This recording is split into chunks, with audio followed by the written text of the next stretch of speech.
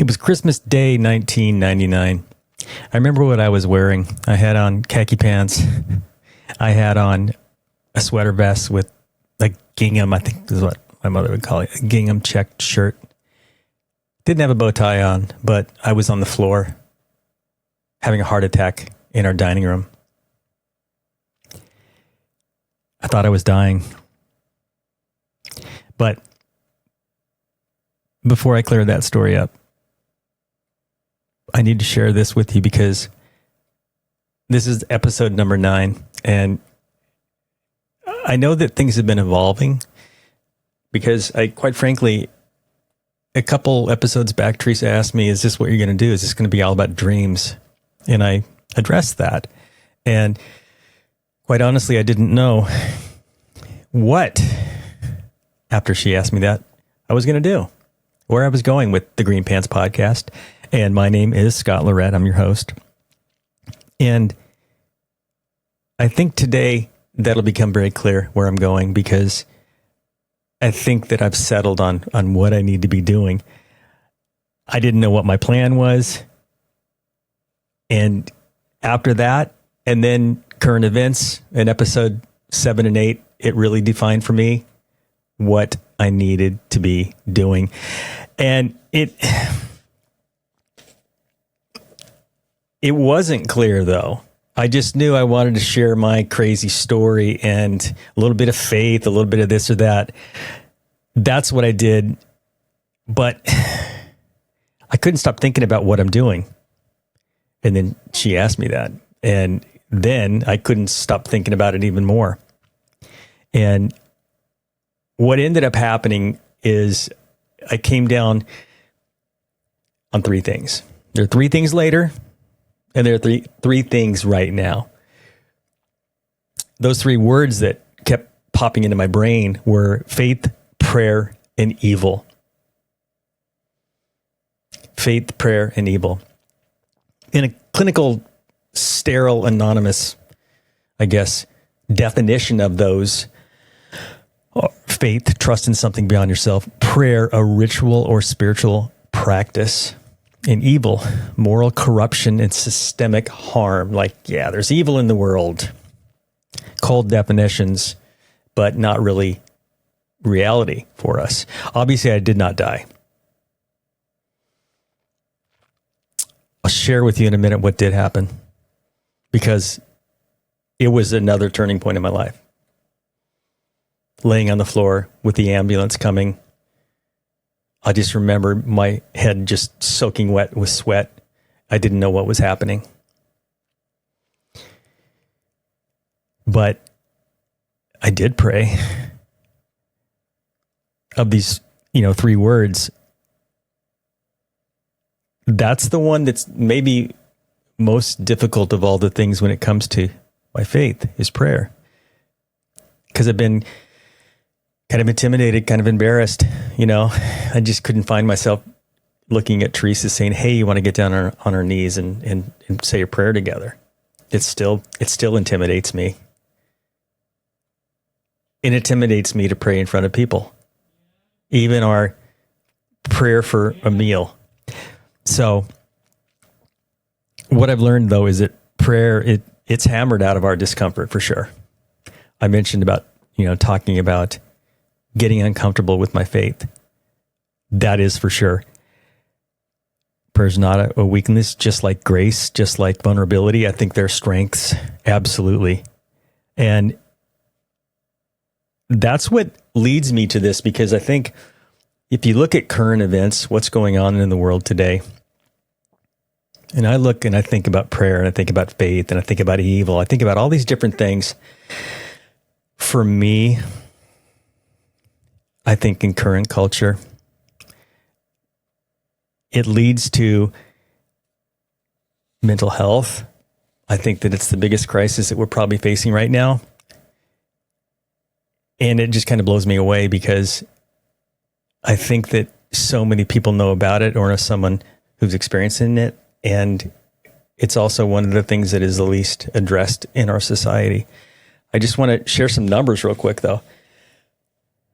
Prevalence of mental health in America is 1 in 4 adults 1 in 3 adults have anxiety or depression. 20% of adults in the U.S. have some type of substance disorder.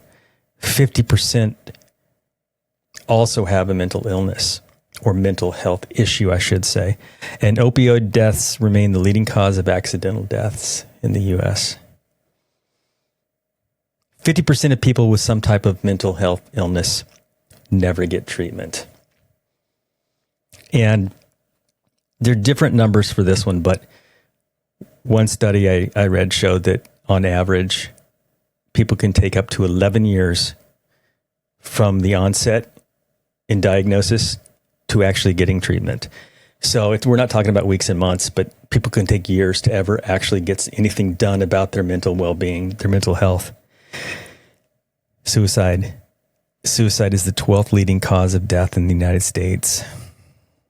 And for every death by suicide, there are 25 attempts. The impact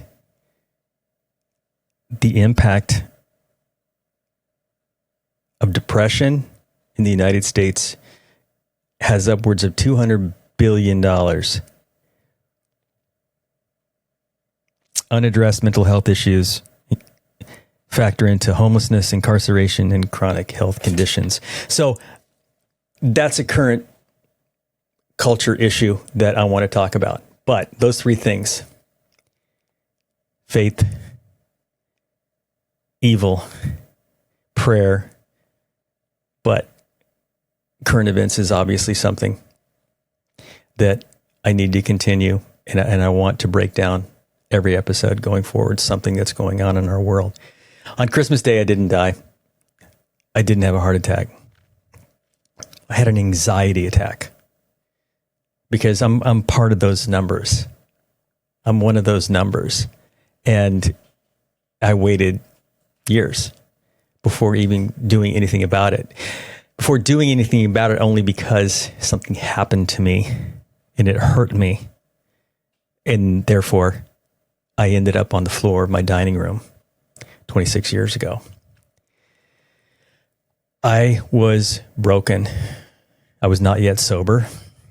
But brokenness, and you can tell there's a theme that I enjoy, and I like putting things into perspective in terms of how my life, I guess, is injected into these different things. And I love the analogies and things like that, because for brokenness, there was a word that I looked up, and this was actually when I was writing my book. I learned this word called kintsukuroi. And what's ironic is that Patricia Heaton, during the filming of The Unbreakable Boy, she chatted about that during the press week we had in LA, but she called it a somewhat different word, kintsugi, and it is the art of restoring broken pottery in Japanese culture. And the takeaway that I had from that was a line that is in part of the definition, which is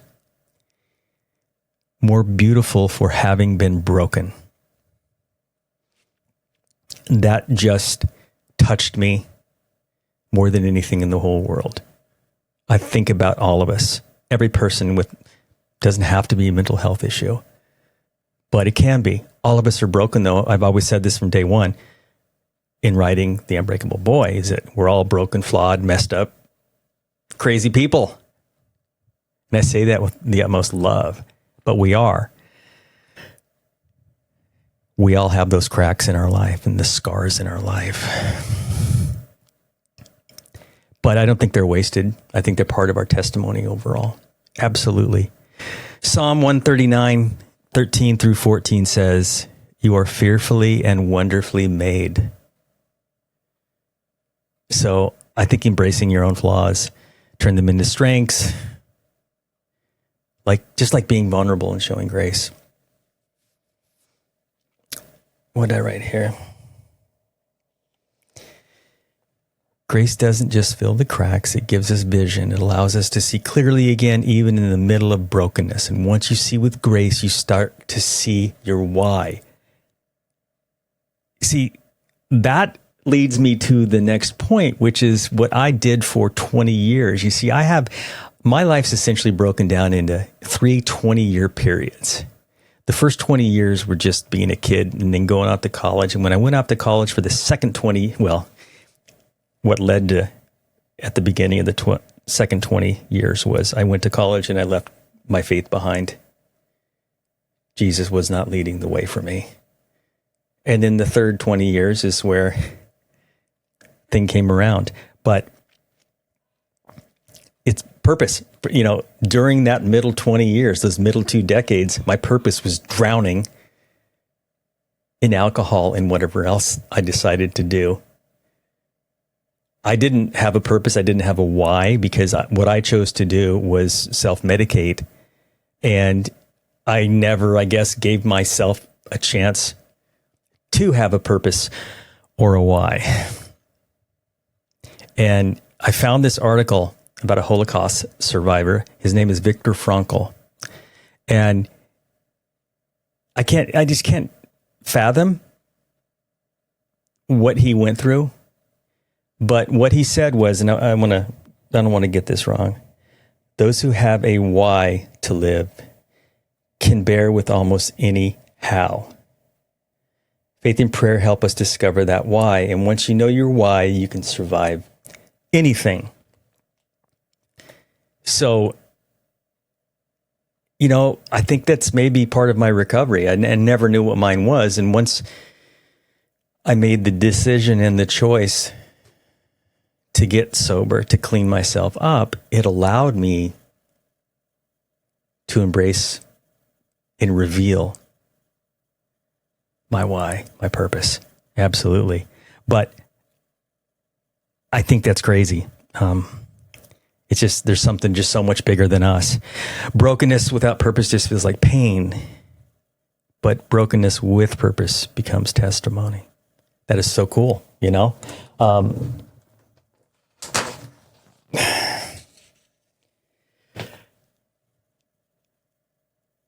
Do you know why you're here? I know it takes courage to figure out, what are my cracks? How am I broken? Do you think you don't have any? And do you think you know what your purpose is and your why? You got it all figured out right now? I know that I don't. I just don't. I'm still figuring it out. Just like my dreams, I think, and I've shared this before, but a book, a movie, even a podcast, they're all just stepping stones, rest stops on that broken, crooked path getting to where I need to be.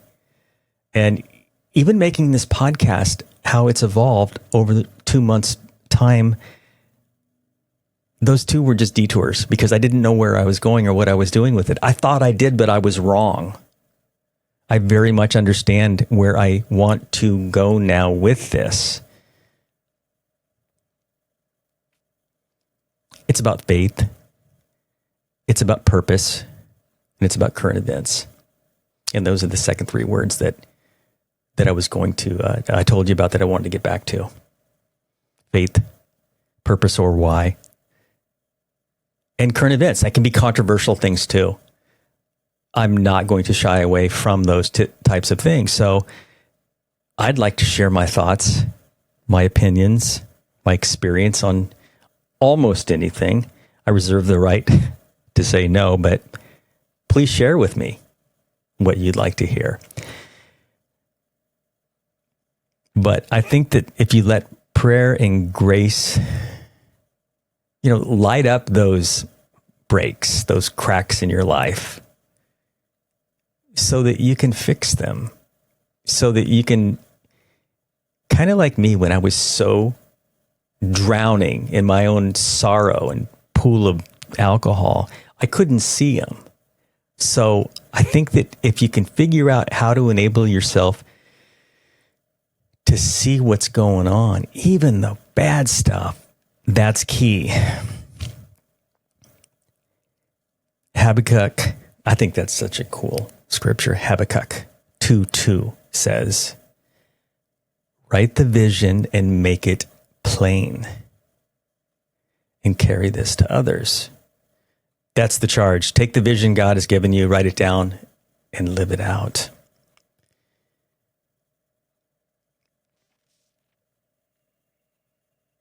I think that going forward, each episode is going to be about something different, but this episode right here is very much in the style. 7 and 8 as well.